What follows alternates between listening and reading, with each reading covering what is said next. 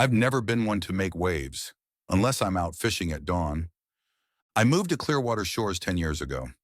Quiet lakefront community, good schools, a little marina nestled on the east bank. My house sits at the top of a gentle slope, overlooking the docks. It's peaceful, at least it was, until the HOA decided to play hardball. I've got a 26-foot center console bayliner, named her the Jenny Lou, after my late wife. She's not new or flashy, but she's mine. I keep her at the same marina I've always used in Slip 14, closest to my lot. A month ago, I got a notice from the HOA board. Boat does not comply with community visual standards, must be removed within 14 days. Visual standards. It's a boat in a marina. That's like saying a cow is ruining a barn. I asked around. Turns out a couple new board members had decided that the Jenny Lou didn't match their aesthetic vision for the community marina.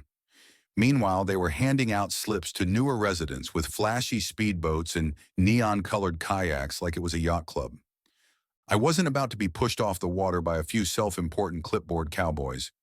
But I didn't yell, I didn't argue, I did something better. I checked the deed. Back in the early 2000s, when the land was subdivided, the original developer sold off chunks of the shoreline, including the strip where the marina now sits. My plot?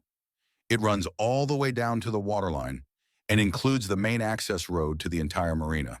In other words, the only way to reach those docks is through my property. And for the last decade, I let the community use it.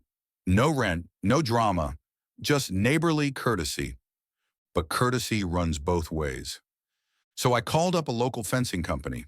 3 days later, I had a 6-foot privacy fence running the full length of my southern boundary, with a gate blocking off the marina access road. A new sign hung on it read, "Private property, trespassers will be towed."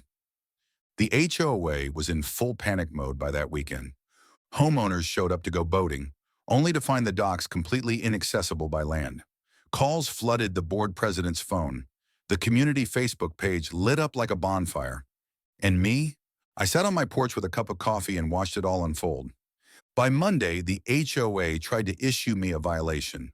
I returned it with a copy of the county plat map, a copy of my deed, and a letter from my attorney confirming my rights to restrict access. 2 days later, I got a knock on the door. It was the HOA president, sweaty, nervous, and suddenly very polite. "Mr. Kincaid," he said, "we may have been a little hasty with that boat removal notice."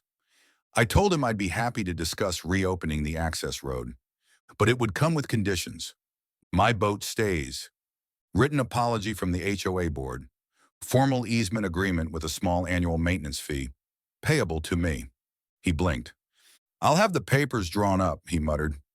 The Jenny Lou still sits in Slip 14, rocking gently in the afternoon sun. The gate is open now, but only because I allow it. It's funny. The HOA thought they were the captains of this community. Turns out I own the dock.